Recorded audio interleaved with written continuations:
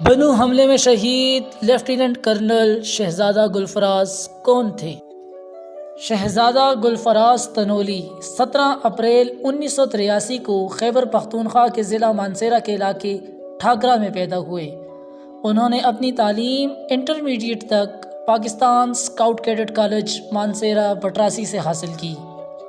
فوجی کیریئر کا آغاز انہوں نے پاک فوج کے 109 لانگ کورس کے ذریعے کمیشن حاصل کیا۔ ان کا تعلق 39 فرنٹیئر فورس FF سے تھا، لیکن شہادت کے وقت وہ 34 لانسرز کے کمانڈنگ آفیسرز کے طور پر خدمات انجام دے رہے تھے۔ وہ ایک نڈر اور بہادر افسر سمجھے جاتے تھے جنہوں نے دہشت گردوں کے خلاف متعدد کامیاب آپریشنز میں حصہ لیا۔ انہوں نے میجر حمزہ اسرار شہید پر بننے والی فلم ڈاکومنٹری پر بھی کام کیا۔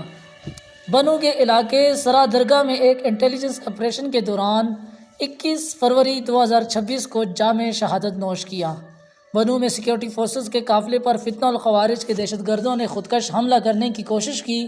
کرنل گلفراز تنولی نے اپنی جان کی پرواہ نہ کرتے ہوئے حملہ آور کو روکا، جس سے بنو شہر ایک بڑی تباہی سے بچ گیا، لیکن وہ خود اس دھماکے میں شہید ہو گئے۔ شہادت کے وقت ان کی عمر 43 سال تھی۔ انہوں نے سواگران میں اپنی والدہ، اہلیہ، 2 بیٹے اور 2 بیٹیاں چھوڑی ہیں۔ ان کی نماز جنازہ مانسہرہ کے ٹھاکرا اسٹیڈیم میں ادا کی گئی، جس میں اعلیٰ فوجی و سول حکام اور ہزاروں شہریوں نے شرکت ادا کی۔ انہیں پورے فوجی اعزاز کے ساتھ ان کے آبائی قبرستان میں سپرد خاک کیا گیا۔